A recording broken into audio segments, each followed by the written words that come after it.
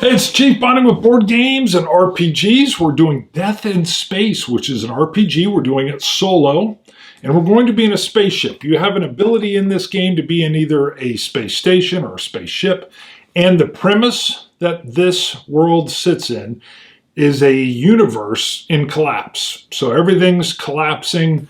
There's been a war. You do have some intergalactic travel that can go on. Don't worry about that for now. We're in a solar system. And there's different space stations and some places we can go, but we won't be traveling light speed or whatever happens. I haven't even looked it up because we won't be doing it, maybe in the future. But because of the war, there's a total breakdown in society. Nothing new is being made. Everything is old. Everything has to be repaired. There's a whole function where you'll be repairing stuff and your gear takes wear and it can break down. Your ship can break down. So imagine this dystopian space where everything's dirty, grungy, and used. And there's a devastation of like a civil war in the solar system or bigger.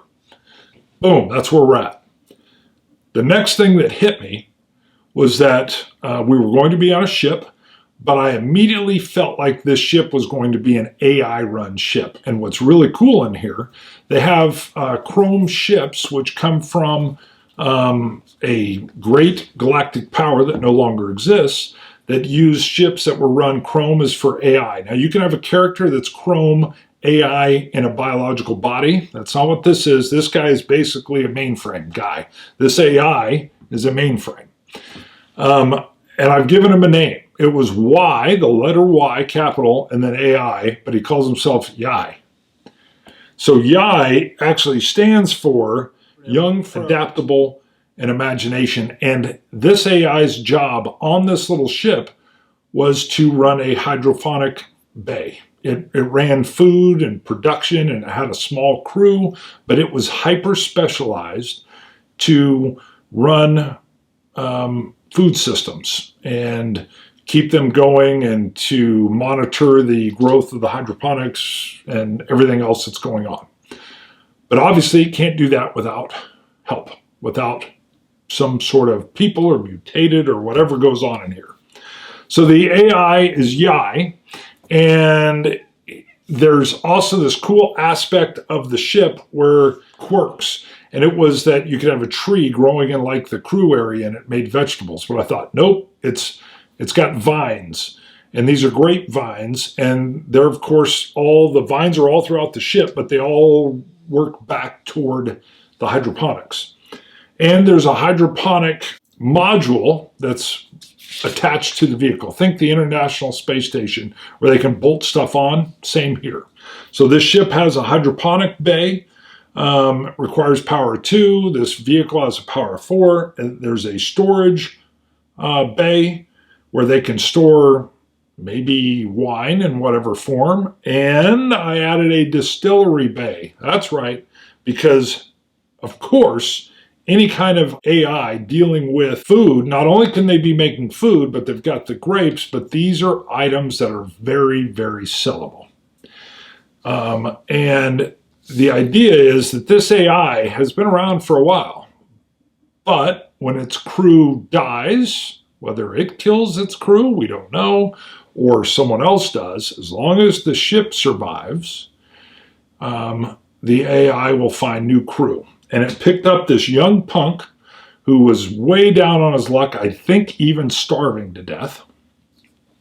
I rolled up randomly a body of 2, which is actually strong, can carry more stuff. Dexterity of -1, savvy of -2, so I'm thinking young and not very worldly, but tech of 3. But under hit points, you roll a d8, take it, I got a 1. So my hit points are 1. Luckily, I have a defense rating of 11. It starts at 12 minus your dex, but something's going on. I think I was in maybe a starvation mode, so I believe he could probably heal up a little bit. I think something's got to be wrong with this guy. Haven't named him yet. He is a techno kind of guy. And his other trait, he's very remorseful. and he's trying to find purpose, and it says he has botany patches on his arms and back. Now, I don't know if patches are in place of tattoos or if this is like clothing he's wearing. I'm going to call it tattoos, but the botany patches say, "I love plants." When the AI, which is named capital Y AI, found him and enticed him to a job which he accepted, he was looking for someone who could not only physically maneuver around the ship and take care of the physical needs, but was also technical enough to fix things and understand plants. So boom, they're now married. But this weak fella's going to need a crew. Now, for weapons, I actually had it figured out that the AI had a weapons kit on board. So it was heavy armor, which this guy's going to need if he gets into any combat because he's so weak he could die. Heavy armor stops all projectiles, and it gives you a +2 in the defense rating. So it moves him from 11 up to a 13. Good. Still not great. It takes up 4 slots, which is a lot, but then I added chain guns to it. I figured they were kind of mounted somehow, or one of them is mounted, or a couple of them are mounted on this suit. Think this power suit that's got chain guns on it. Now, normally my guy wouldn't be able to afford any of this, but the AI has stuff. And part of the weirdness is my character, we haven't named yet, knows that other folks have lived on the ship. So there's some contention. You know, he's brought on, he's grateful, but it's pretty clear that if the AI no longer needs you, or if you die, he simply replaces you. So, which you would. Chain guns are great. They're 3d6. You can break those d6 into multiple different characters if you're shooting at 3, or you can combine them all together. He's got a toolbox that he brought with him in a medium state of disrepair, and he had what is called a thermal sword that looks like a samurai sword, but it can light up if you're in darkness. It can cut through metal. It looks to me like it's designed to be, it's called Elysius. Looks like it's designed to be like the poor man's lightsaber. So I thought on this power suit that he's in, which is also would protect him from space and the hazards of space, but it's also battle armor, he can fight. So, but that's it. That's his only melee weapon, and then the chain guns. So, yeah, he can die quick, but we need a name for him. I'm also going to be using Une. If I need any other help, see the description down below in the doobly-doo. All right, so long setup. We're starting literally at the point where our character has come on board. All right, the name we've got is Sask Higgins. I just did a random quick name generator. All right, as Sask comes on board and he's getting familiar with the ship, and we'll add more details to the ship as we go. There's actually a ship sheet. I haven't even laid out what it looks like other than it's a spacecraft. It's an old chrome ship. It actually has very good frame integrity. Its condition is 5, fuel 6, standard chemical slow movement, defense rating of 11, and a power of 4. And what I believe has happened is the ship has come to a space station with a ring on it. It was communicating digitally through whatever interwebs are in this area where it found Sask. And once it's brought Sask on board, and they've communicated and understood Sask's role, the AI actually says that he needs a crew. And Sask, being technically savvy and weak, so he's not going to go bring on some big, bulky, strong people. I think they would ride roughshod over him. So he decides that the very first mission he's got to do is recruit workers, but he wants to recruit kids. I'm thinking a couple orphans or something, brother and sister, whatever, but kids eat less, take up less of the oxygen that is going to be in the ship, and although he's only like 19 or 20 himself, he's grown, but he is not a threat to any grown, well-fed human, but obviously he could handle physically the kids. The kids probably aren't going to be able to overthrow him because when he's living on the ship, he's not going to be walking around in his armor. So the armor is going to help him as he goes forth and deals with people who are hostile, but he needs a crew that's not going to simply overrun him. And Yai wants him for his technical ability as well as somebody that can move around. But that's my thinking. So some other things that are in this game are void corruption. There's void points, so you can actually have mutations that come up. Like if you try a challenge and you fail, you can end up picking up some void corruption. We'll learn that as we go. Repairing things, dismantling objects, trying to make them into other things is a big factor. And SAS comes with his own toolkit, so he may be doing some of that as well. There's also, my plan is that what Yai is doing is servicing those groups. There's cults that are alive and well, whether it's on a space station or different planetary areas. There are gangs and thug groups and remnants of different parts of past governments, raiders. But what Yai does is provide food. And he's like the golden goose. You don't kill the golden goose because he's not going to make any more golden eggs for you. So the AI itself has connections through multiple different areas where it supplies distilled spirits or wine or spices or different fine foods, even prepared foods at a premium price. And those connections, whether they're criminal connections or former government or off-planet or whatever, those connections made are also what usually, hopefully, keeps the ship safe. If you hit a ship that's under protection of a certain power, you risk, being completely destroyed. Now, that doesn't mean it's safe out there, but there is a long list of connections that the AI has. We'll see how that works, but that's the premise. So we're always going around either trying to find new ingredients or new types of spices or foods or delivering. And if you're in an area, I could see maybe even trying to pick up either by purchase or theft, different things and fix them so that you are also moving in a market. So this is not probably going to be as combat focused. This is going to be world and market and delivery focused. So it could be boring. All right, so right off the bat, I just want to use some percentile dice and going to the Mythic emulator. I think it's pretty much probably a sure thing that where Sask lives, he's got an idea of an orphanage or street kids or whatever, hub kids that are just running around and kind of wild.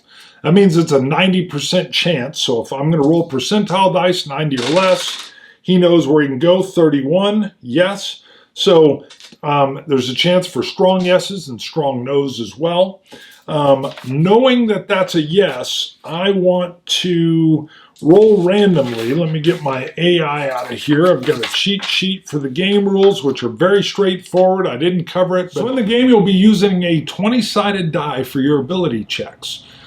You're going to want to roll a 12 or higher, so it's a roll plus your ability. And you've already seen the abilities are all very low because you're using a 4-sided die minus a 4-sided die. So 3 being your max means that you've got roughly a 50-50 chance of something working. Now, you can have advantage or disadvantage, in which case you'll roll 2 d20. If you're advantaged, of course, you're taking the higher number. If you're disadvantaged, you're taking the lower number. Here I got a 17. Great. And you're always trying to do things in a role-playing fashion that will hopefully get you advantaged. Now, many things, if they're pretty much a sure conclusion, you may not have to roll for it. Or I could see me using the Mythic emulator just like I did for Knowledge Base. So Sask knows where there's some street kids. And let's see if we can roll. We're going to roll percentile dice. I want an action and subject to see where this would be. 79 is going to be intolerance. Interesting. 36 is a bureaucracy. All right, well, right off the bat, I know what that is. That is like a government or hub orphanage. It's a bureaucracy. It's intolerant. It's very restrictive. There's not enough food going around. And Sask goes there and is trying to recruit a couple kids to basically run away and come work on the ship. So I'm going to go, let's just go likely. I would imagine in this bureaucratic intolerance, he's going to find at least somebody. 75% chance, and it's 61. And I'm feeling like it's going to be, is it a brother-sister? 50-50. Is it a brother-sister? 50 or less, 95. Wow, no, it is not. So they're not. So he's got one recruit who's going to come over. And again, I don't think Sask is picking even older kids. I think he's picking like elementary school-aged kids that are in an intolerable situation. He's not overly threatening himself, but he is at least grown, even though he's weak and very skinny, so and tech nerdish. But I believe he's got one kid. Let's just see, male or female. 50-50 is female or below. 34, so there's one female, not a brother or sister. So we got to try to recruit. Can he recruit one more individual? I still think it's likely 75% chance that there's someone else there. Obviously not brother and sister. And, 94. So that is not a strong no, it's just a no. So at least at this point in time, he's only able to recruit one person. One person. Calle Diaz. Calle Diaz. And I think I will just roll. We know she's kind of elementary school age, so... well, that would be age 2. I don't think age 2 would be very functional. So I think if I was going to figure that out realistically, I would add 2 because you're not going to have a 1 or a 2-year-old. But man, okay, a 4-year-old. That'd be a pretty easy convince. Now again, there's nothing shady here. There's nothing bad. It's not like that Sask is stealing a kid. This is an orphanage in a bureaucratic system. But boy, it kind of, you know what this makes me feel like though, is Sask is even weaker than I thought. Like, I think even his own confidence is barely there. And again, there's no shady motives here or anything, but he's approaches this 4-year-old Calle and basically spins the tale of, hey, do you want to get away from all this? I have a ship. So I wanted to show the actual approach that Sask took toward Calle. Actually role play that out and see exactly how that goes. It's still going to be successful, but I was kind of curious, what is that approach? How does that happen? So the first thing I picture is Sask not looking very strong, very tough. He's not in his armor. I picture him as tall, skinny, 18 or 19 years of age, but looking like a grown-up to Calle. And I think Sask would be unsure how to even approach. When we were rolling, we didn't know, was it going to be one person, 2, male or female? Who is he trying to recruit? And I picture him even trying to recruit a couple different, or approach a couple different orphans, probably a little bit older, who were just way more streetwise than he was, and not willing to go anywhere with him. We know Calle's savvy is also a -2. So knowing that, we can kind of role play it out. So I picture him, she's actually watching him. And she's got a stern face, and she's seeing that he's talking to older kids and offering them work on a ship. And they're kind of seeing right through him, and they don't buy any of it. They don't think he could. Well, what is it? Why is he getting rejected? I think he's getting rejected because he doesn't look like he could be from a ship. So it looks like it's just, hey, be suspicious, be suspicious. I need my percentile dice, and I think I'll roll and just say, why in the world does he look, why isn't it working? 67 is going to be open, and we'll get one more roll, and then we'll make our guess here. 38 is a path. All right, open a path. I think one, he was just too straightforward, and these kids don't buy it. Here's this skinny 18-year-old, looks like nothing, saying he's got a job for him on a ship.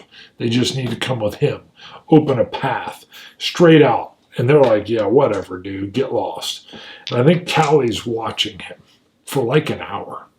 And I think after an hour, she's going to approach him. I think this is, let's go with a near sure thing. That just means 90%. Does she actually approach him? 45, yes. So her seeing him go up to different kids, I think she finally walks up. He is tall. She looks up. We know that she is, she's dexterous. So I think she figures if he is a bad guy and is going to try to snatch her up, she can run. But she's also not too savvy. And I think that's her youth. So I think she just walks up and says, what are you doing? And I think Sask is a little caught off guard. Matter of fact, I know he's caught off guard. He says, straightforward, because he has no savvy either, I'm trying to get some kids to come do a job on a spaceship. And she says, I don't think you have a spaceship. I picture this grumpy, kind of damaged 4-year-old who's just that direct. And my own son was kind of like that. So I think he's also not very savvy. And he's like, oh yeah, I do. Not very sharp. And I think, what would she ask for? I think she would want him to be able to show her some kind of proof. So I think she says, prove it. And I think Sask has no way to prove it but to show her. So he says, the only thing I can do is show you the ship. Again, this is interesting because he's not savvy and she's not savvy either. She shouldn't follow him. But she's an orphan. No one's really looking out for her. We've already know she doesn't have a brother or sister that she's looking out for them. They're not looking out for her. She's literally on her own, and she has a very troubled life. And I'm pretty sure she's at least picking up. He's not an immediate threat. She still thinks, I'm quick. I can get away if he tries to grab me. And so there's no doubt he would take her and show her the ship. And I would imagine it's not like let her get on the ship, but it's probably his first thing is going to go to, there's got to be viewports. Are there viewports? We're on this weird space station. I think it has to be that there's some viewports that would, even if you're just looking at your own ship, you'd want to be able to lay eyes on the outside if it was just for inspection purposes even, without him to go all EV. All right, so 95 or less. I mean, it's possible. There's no way to view it. 19, that's a hard yes. So 19 means it's an extreme yes. So that means not only can it be seen, but there's a keypad, and he's able to keypad into the ship. Now, we haven't named the ship. Maybe it's just, we'll just still go with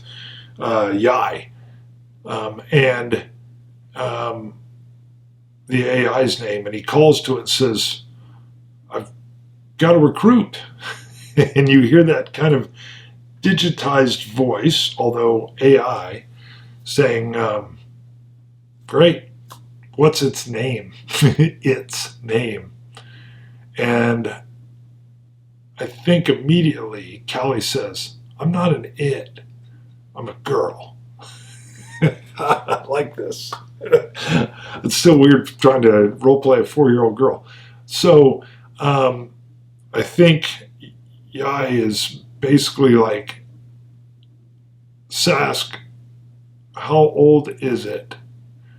I said, I'm not an it, I'm a girl. And Sask says, I don't know, I didn't ask. She's small. She can get into small places. And I think she says, show me you can open the door and I'll believe that that's your ship. Sask says, yeah, I open the door. And you can see the entryway into the ship. I think, so we know she's not savvy. But I would imagine Sask would ask her, you'll need to do a lot of work with hydroponics and working with plants. She says, plants? Like she's never even seen plants, just in pictures. He says, yeah, we have plants that we grow on the ship. She's like, get out of here. And he's like, well, run back to the orphanage, grab your stuff, and come on. And then I think Yai is again like, how many others did you get? He's like, none. This is it. And Yai is like, just silent. There's nothing. Kind of like humans, like that kind of thing. But he's not commenting on that. He's way too mechanical. And I think at that point, Calle says, there's nothing of mine at the orphanage. Let's just go. And with that, I think her body language is also like a resigned, once I go on, I won't be able to get away. But she still doesn't, I think she sees it as a better opportunity than what she has, and the idea that she could see plants is intriguing. So they walk in, and that is the scene with how Sask gets Calle to become the very first crew member. Now that feels right. So oddly, we can't have her being too much stronger, but this is all in relation to a 4-year-old. So the body strength, first roll is a 4. That's very good. Minus the 3, so 1. All right, so body, we have 1. So she's fairly fit. Probably not being fed all that well. Dexterity. Well, I'm thinking it's going to be great, but let's see. You never know. 4-year-old. 4 minus 2, not bad at all. So 2 dex. We're going to go down to savvy. I can't imagine a savvy 4-year-old. But let's roll 2 and 4. So sure enough, savvy. We've got 2 very unsavvy folks here because they're both minus 2. All right. And tech ability. Not going to roll on the, well, it's not that she knows. Maybe she's, I'm thinking of this more like her IQ. Is she a quick study? A 4, very good. Ooh, and a 4, 0. Well, that makes sense. So tech is, she's a 0, but it kind of would fit for a 4-year-old. I don't think she's been exposed to too much tech. I think we can improve that, but not too shabby. So let's go to some of her background. Knowing that she's on a hub, we've got to roll a 20-sided die. So what we're looking for is background, D20 is a 7, and an orbit vagabond. Yes. So what I imagine at this hub is you always have ships coming and going, and I would imagine sometimes you have parents that die. I would imagine you have parents that are maybe even killed and the kids end up, alone, but an orbit vagabond. So they're always been moving. They don't really have a lot. What is a trait? We're rolling a d20. 13. We have creepy. All right. Kind of a creepy 4-year-old. Well, maybe that's why they didn't want old Calle Diaz around the boys and girls home there of this bureaucratic deal. That's interesting. What is Callie's drive? What does she want? 18. She wants anonymity. Okay. Well, she's probably going to get it if she's a little creepy. Anonymity. So anonymity for a 4-year-old. Okay. Not bad.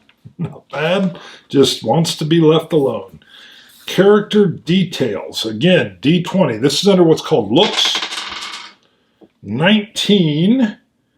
A decorated cape. That actually fits her great. So, all right, she's got a little cape. It's decorated. Interesting. Past allegiance. This is a D6. 5. The contract. As an opportunist, you swore allegiance to those who paid best. Okay. Well, we'll morph that a little bit.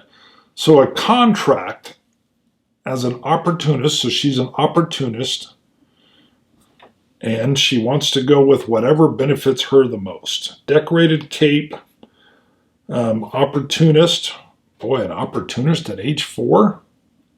I suppose this is a rough dystopian place. Well, she's definitely picked up a deal here with getting onto a ship and getting away from this bureaucratic children's home. And that, I believe, is it. So my crew looks nothing like this. I've got a screenshot coming up. My crew, although maybe that chain gun, I think, probably. My guy when he's in his armor and that samurai sword. So he's got the chain gun, the armor, and the sword. And then he's got a 4-year-old next to him and an AI helping him out. Whoo! All right, well, we would normally go with starting gear, but I think this young gal just comes with her clothes on her back and her cape and her opportunistic ability and the slight creepiness. I wonder what that would be. Let's figure that out. I want to know because there's different kinds of creepy. Let's go with percentile die, the mythic system. We're going to see if we can do an action subject that'll tell me what kind of creepiness we're dealing with here. 28 is separate. Okay. So we have something separate. So maybe a loner. 47, and attention, separate attention. Now, you can roll on this 3 different times. We have 82. 82 is activity. And what do we got? What do we got? 66. Fears. Mythic uses a chaos system of 5 where you start, and then if you roll doubles, but you're at that 5 or below or whatever your chaos factor is, that can be a random event. We're not there with this, but she has fears. It's 1 more roll, and then we'll logically piece it together, and we'll bring this one to an end. 13, decrease, and 42, a plot. All right, separate attention. I think someone's looking for her. This has got to be what makes her creepy, though. So someone's looking for her, and she's hiding. I have picture. Activity fears. Okay, so I would imagine she's paranoid. So let's go with paranoid instead of hiding. So that's like a major weird paranoia, and then decrease a plot. Yeah, I think that's it. I think she's being hunted by somebody, and she is like wacky paranoid and PTSD. So there we go. The creepiness is not like she's hurting animals or anything. That would have been bad.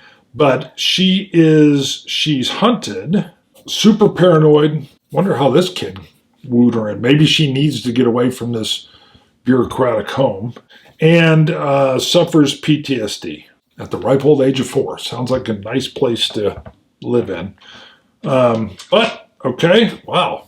So the creepy side is hunted, super paranoid, with PTSD, hard to deal with. So Sask has gotten Calle to agree to get on board. Yai, I think, decouples from that hub, and I think there is a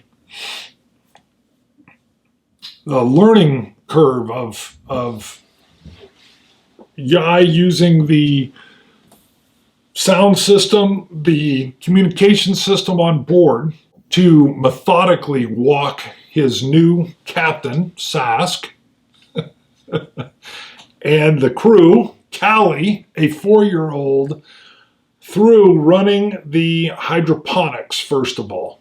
Running the hydroponics. We're not even to the distillation or anything at this point in time. Now remember, on board this ship, there's this beautiful area that Calle loves, which is like the mess hall, with actual vines rolling through and grapes hanging at different stages, ready to be plucked and either consumed or turned into juice, wine, and then even possibly later distilled. So this is, to a certain extent, like a mythical happy place for Calle. I think in the midst of this, she is just astonished to see food growth. She's never seen it. And to be shown the hydroponic bay is amazing. I think the voice of Yai is intimidating, but just being present next to this real food is way overwhelming and way powerful. And Yai is walking them through. We're going to do ability checks for both, walking them through how to work the hydroponics.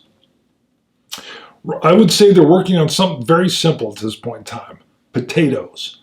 Knowing that these could feed the crew, feed other people. They are simply working on learning how the hydroponics work. There's a lot of different things that can be grown here, but potatoes, fairly simple. We're going to do an ability check. So again, we're using just the technical ability. I think this is on that technical side of how do you make it work. So Sask is a 3, and he's going to be helping to teach Calle. And the AI Yai is helping along. So I need an ability score higher than 12. So it's whatever this is, plus 3, 9. Ooh, just barely. 10, 11, 12. So there's some struggles, I imagine, and some learning and some direction that Yai is not surprised at. But the technical ability of Sask is enough to overcome that very first level, which is exactly what Yai was hoping for. Sask is technical enough to start picking up the skills and is handling, I'm going to put a little star over potatoes. He's handling, with the help of Calle, the potato hydroponic production. There's things we can do. I looked up what else is fairly easy to grow in the hydroponics.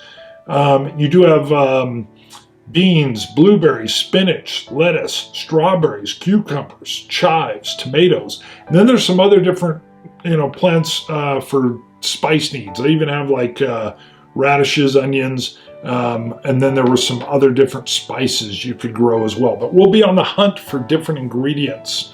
Some places we'll be going to, we'll be looking for, I could imagine, cinnamon type spices, bark from trees.